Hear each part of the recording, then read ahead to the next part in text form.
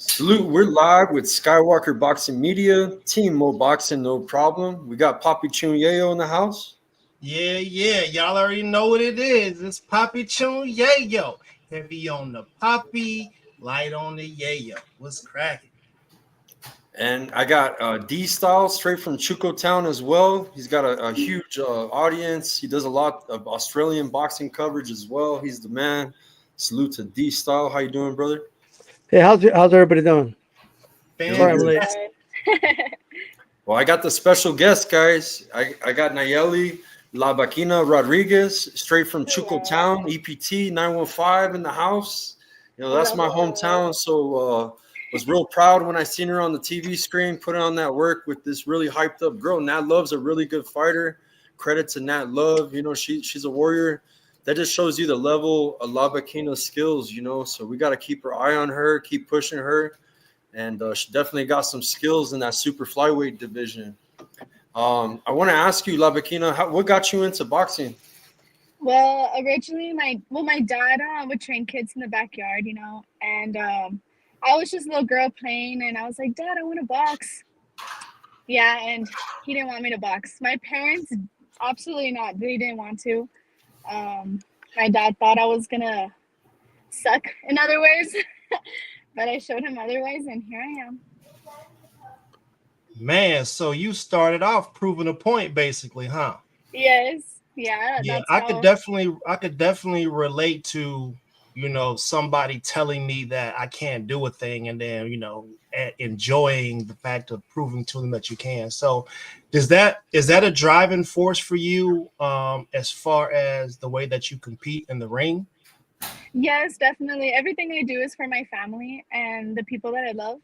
Because my family's my everything, my parents, I'm very blessed to have my parents as my coaches, because they're always with me. I'm always with them, and they're my biggest motivation to succeed. Nice. Hey, Nayeli, how's it going? So, Good, I good.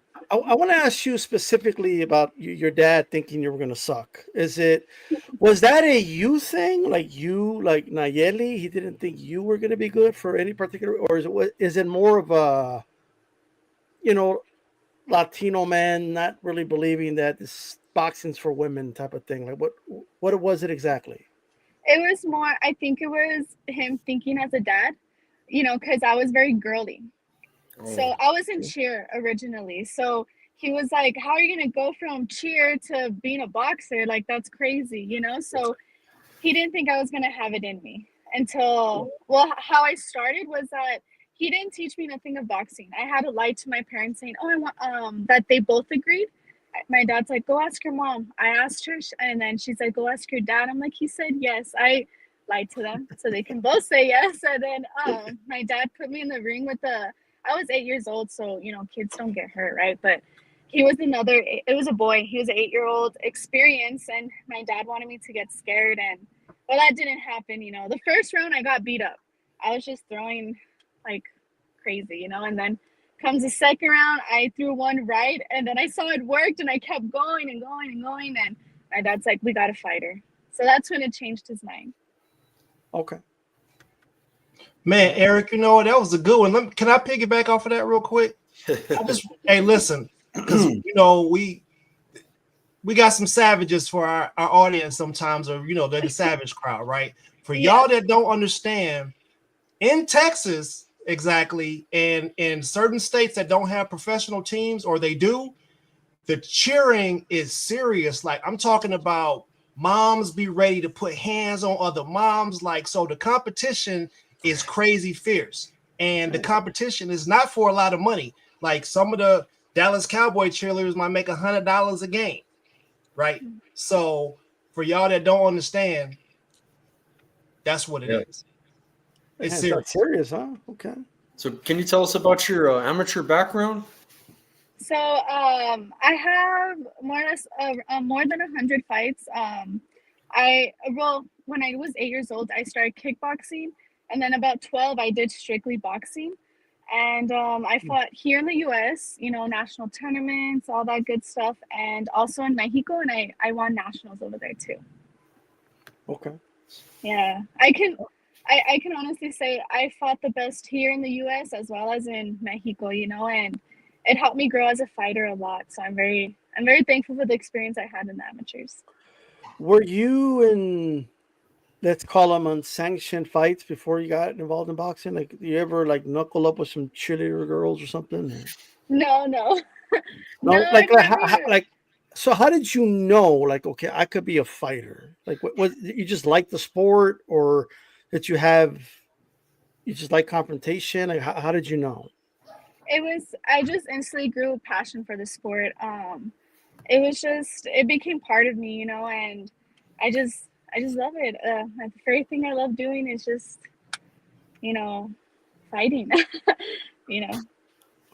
Did you continue doing cheerleading while you were boxing as well?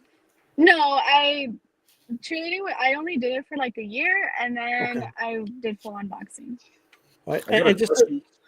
Oh, sorry. um, I have a question from the audience. How did you get your nickname, and what's La Bikina?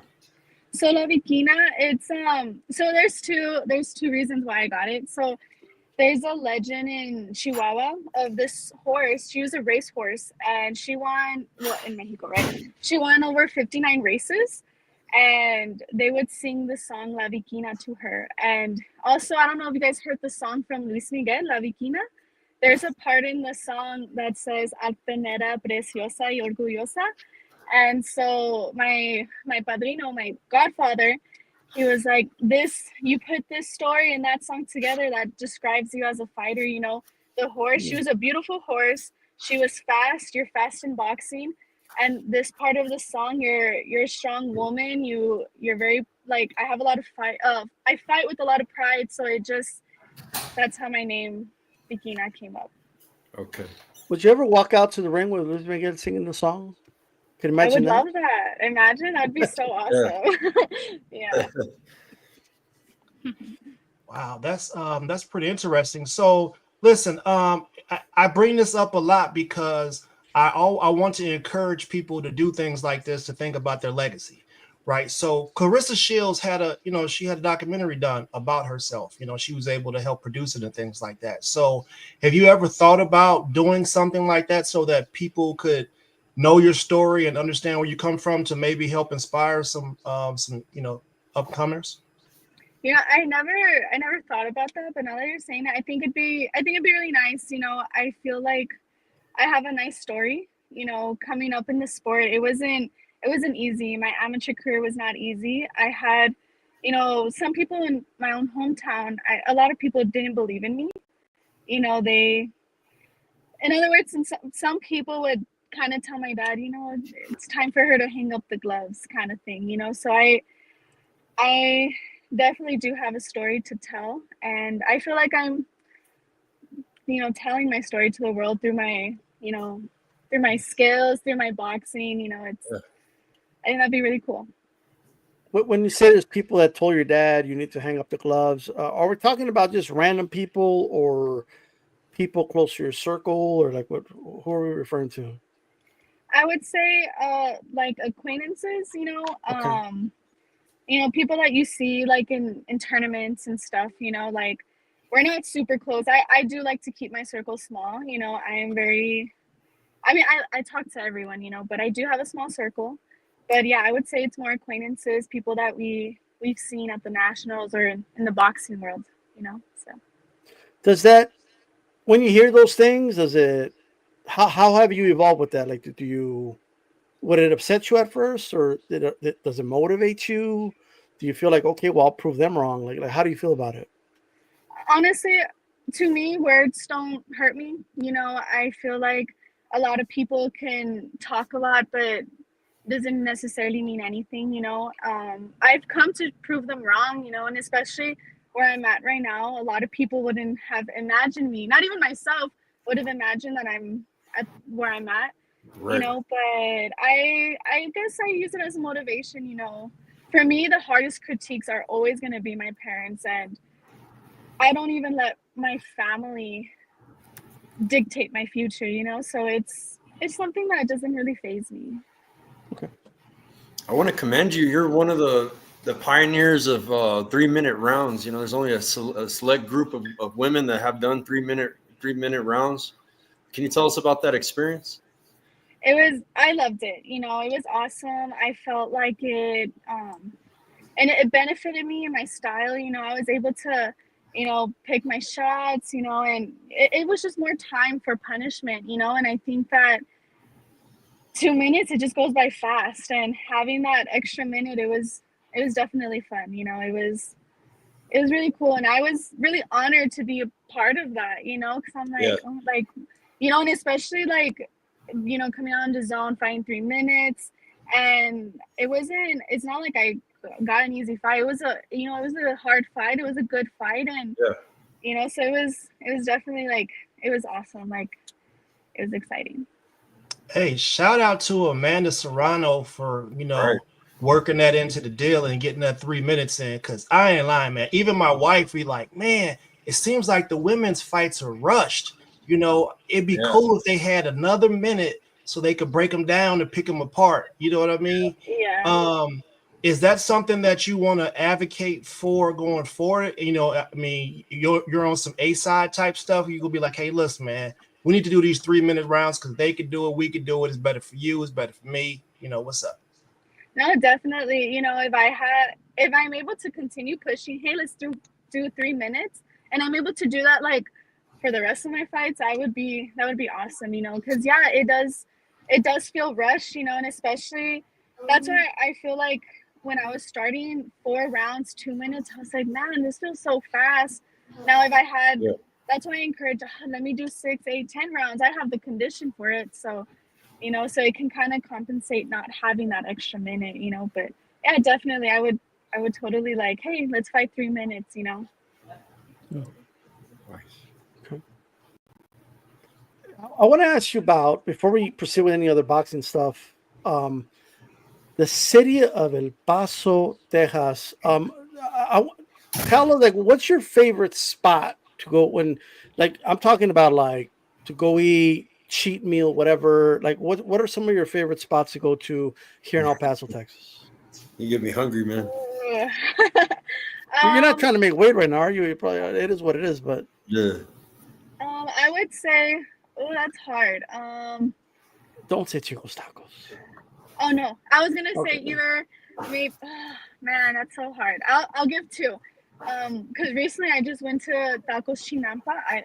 Because I love tacos there, or Tacos Don Cuco.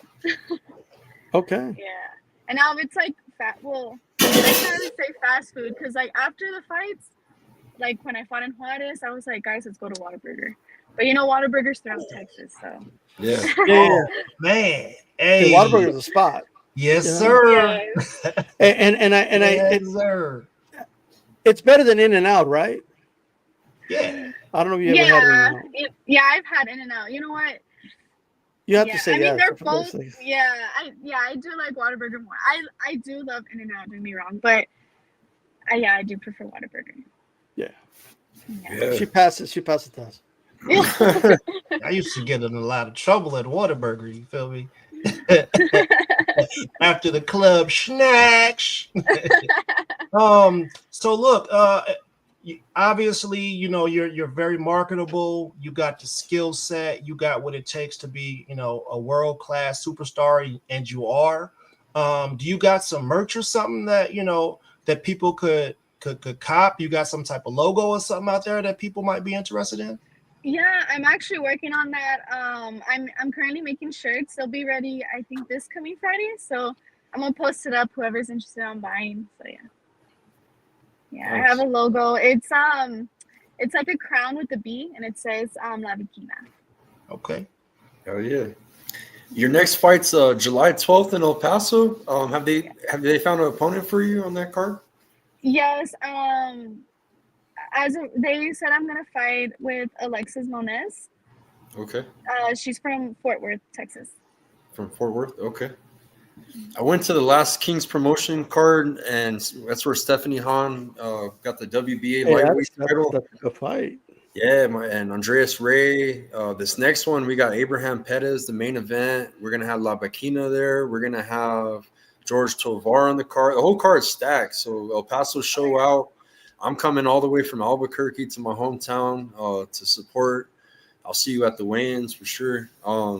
There's also this girl I want to point out. She's also fighting El Paso. She's here from El Paso. She just turned Poison pro as Ivy. well. Poison Ivy.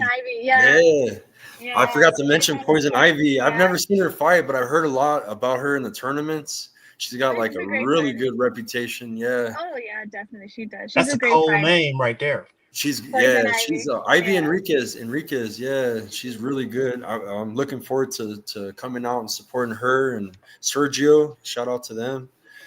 Stephanie Hahn's a good friend of mine too. Her and Jennifer, they put female boxing on the map. Jennifer fought all the best too. Fought Michaela Mayer, Katie Taylor. El Paso is like a breeding spot right now for you don't want to mess with the females in Chuco Town, guys. And everybody was just shocked with you when they said that you were from El Paso. I was like, oh hell yeah, because you put up a really good fight, and she deserves all the hype too. Because Nat No Love Dove's a really good fighter, but for you to do that, then I look at your box rec and I'm like, damn, they had a close fight in the amateurs, so it puts you at that level. Like you're the next superstar too, and 360, all them. They got Mizuka Hirota. She's a champ. You got Jasmine Artiga, super flyweight champs. There's some good promotions. That you make a good fight for any of these girls.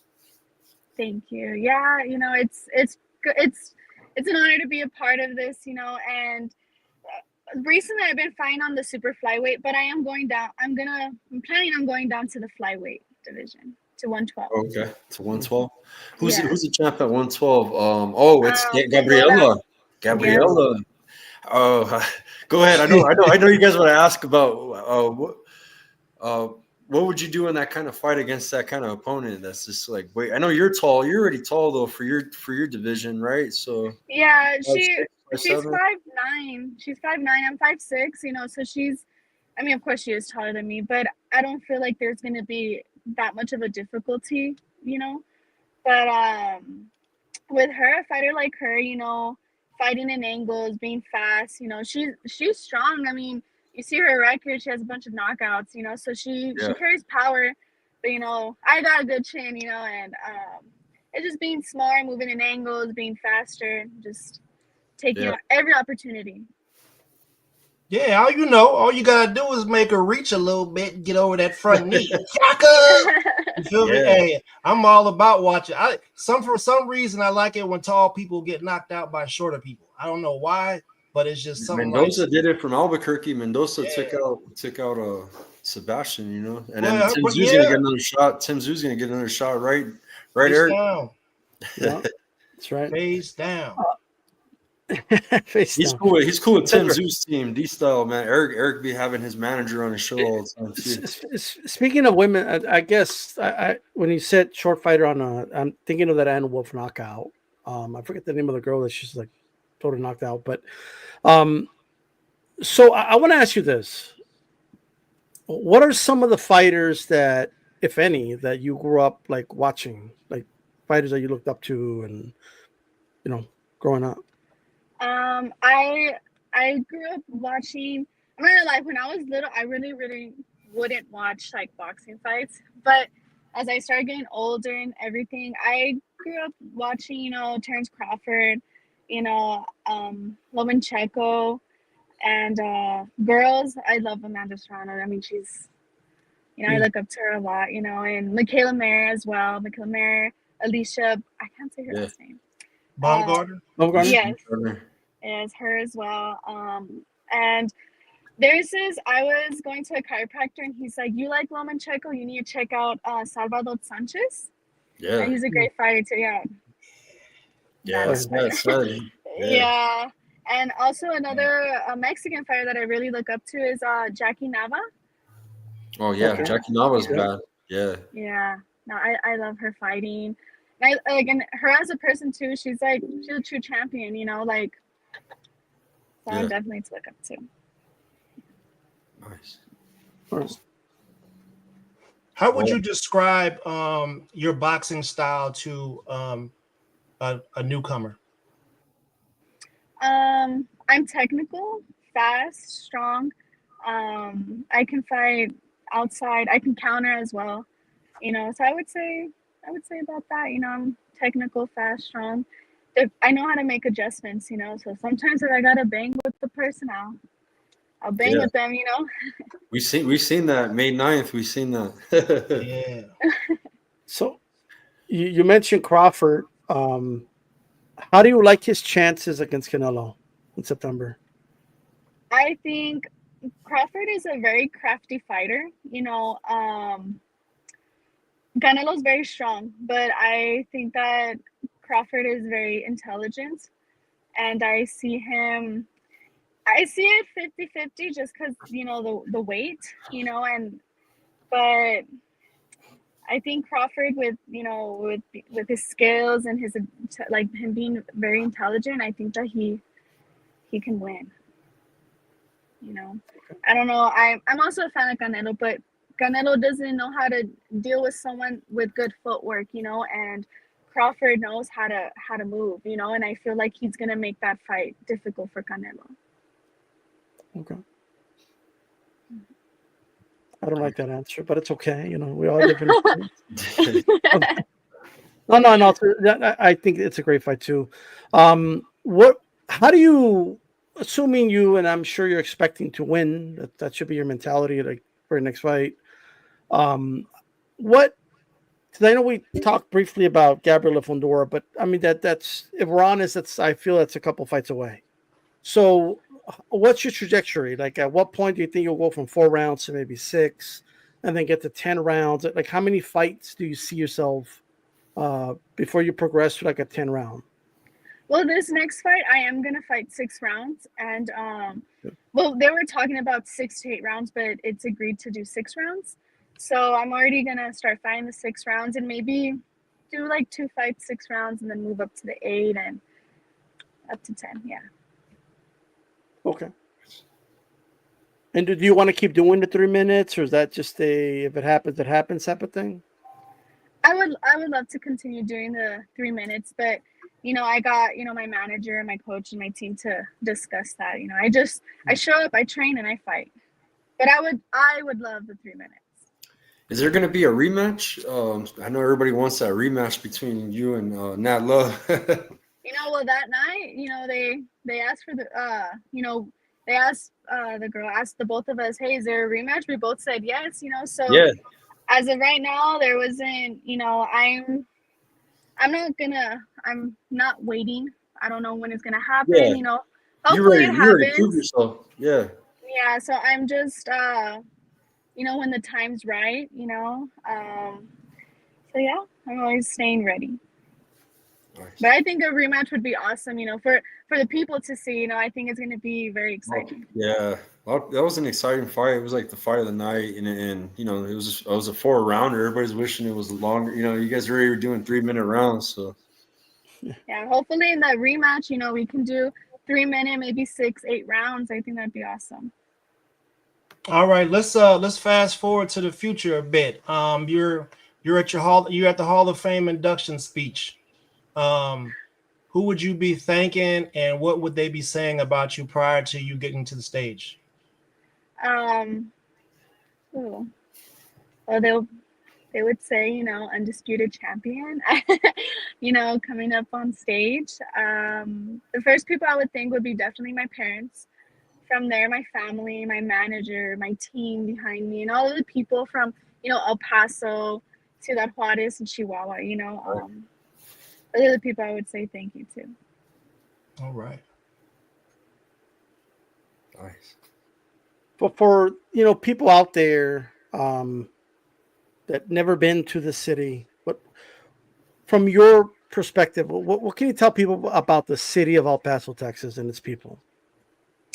Um, El Paso it's a nice city. There, a lot of people say there's nothing to do in El Paso. There is things to do in El Paso. Um, I would say it's a nice city. There is some people that can be a little rude, but I feel like that's everywhere. When you go places and they know you're traveling from out of town, I feel like El Paso is very welcoming, you know, and Better than Albuquerque. Yeah, Albuquerque. We're Alba crazy out here. So yeah, it's a lot safer in El Paso. I'll tell you that. yeah. What, man? Those are twin cities, if you ask me. We're 5 hours. It's about 4.5 hours. My mom and my Those are family's twin cities, if you ask me. It get cracking in both of them cities. It seems like El Paso got more people though, because you got Juarez and you got Yeah. El Paso, and it's just to me it seems, and then you got a military base too. So Yeah. Yeah. Yeah. El Paso used to be very safe. I don't know if it's as safe anymore, but yeah, that's safe. Okay. it's a chill city, I guess. Yeah. Well, I guess it depends what part of El Paso, right? Yeah. So like, I mean, I'm in the lower valley. It's not that bad, you know. Like, When I was a kid, we had what Devil's Triangle and then Segundo. We had those were like I guess the rough areas, I guess But other than that, everything was all cherry. I don't know. It's probably But changed. Yeah. so you mentioned about there's things to do in El Paso now. It is known as a quote unquote boring city, but um, I mean, I don't know. I think like the older you get, the more you appreciate the city. Is the way I see it. Yes. Yeah, definitely. Like we don't have a Six Flags, but I mean we're all right. Yeah, We got Western Playland. Yeah. Yeah, and those rides are so scarier cool. because they're like broken. So like when you're on it, like you know, We got cliffs in Albuquerque. Great. Wet and Wild's not that bad. Like it's tech. I don't think it's technically in El Paso, but it's right there. So. Yeah. I was impressed by the last fight card by King's Promotions, and it was just. I have the video, man. Man, it was just crowded, and everybody was there supporting Stephanie. Everybody was loud, yelling, and it felt like because I cover a lot of fight cards for Top Rank. I've done PBC in the past. I traveled to cover boxing, and it felt actually being back home. It didn't feel like a local club show. Like it felt like I was at a big promotion, and yeah, the King's Promotions, they really do a good job with the boxing in El Paso. So shout out to them. Yeah, I definitely agree. That night, I actually fought the same day, but in Mexico. But Yeah. when I was on social media, I was like, oh wow, like I thought it was amazing, especially like I'm all for females, right? And Yeah. Stephanie Han winning, and her being a female, being main event, and Yeah. having that crowd there. I think that's it's a bittersweet moment, So I was very happy, I was happy for her. Yeah, it was amazing that night. That's why I'm excited to see you fight on July 12th, and we're coming with some Albuquerque heat, man. Us Albuquerque, we're some dogs out here. So Andreas, we don't need more heat in El Paso. We're good, but man, we got some killers coming from Albuquerque. We got 2 of them. man. But where can everybody follow you at, Nayeli? So my Instagram is lavicina.rodriguez, and you guys can follow me there. We also, if you want to follow, the fight team page, Rodriguez Fight Team, that's the gym I train out of. That's my dad's gym, so you guys want to also follow that page. Cool. Have to check out your guys' gym when I go visit home one time. So yeah, you're always welcome. Doors are always open. Yeah, nice. I got some kids that fight, so. Well, thank you. Much love and much success, and keep us posted on your next fight. You guys follow La Bikina. It's scrolling on the bottom. You guys follow D Style Boxing. We're live on his channel, and Papi Chun Yayo. Mo Boxing, No Problems, the network. We're live on his channel. Shout out to Mo Boxing, and thank you. Thank you. We're going.